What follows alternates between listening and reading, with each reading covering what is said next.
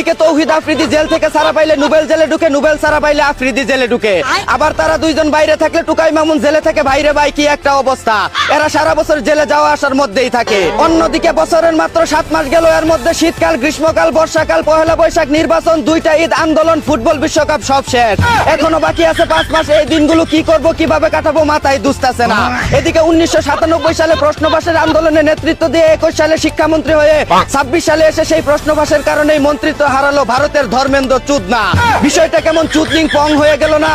অন্যদিকে হাঙ্গাসারাই পাঙ্গা দিয়ে ইরানের কাছে পিছন মারা খাওয়ার জন্য চতুর্থবারের মতো নির্বাচন করতে চায় আমেরিকার প্রেসিডেন্ট ডোনাল্ড ট্রাম্প। এদিকে আর্জেন্টিনাকে কমিটির দল চুরের দল বললে কলিজা ফেফড়া ছিঁড়ে ফেলবে বলে হুমকি দিল মাফিয়া মেসির বউ। অন্যদিকে কিংবদন্তি হওয়ার জন্য ফুটবলে জেতার মতো সবকিছুই জিতে ফেলেছে লিওনেল মেসি। এখন শুধু বাকি আছে ইউটিউবের গোল্ডেন প্লে বাটন।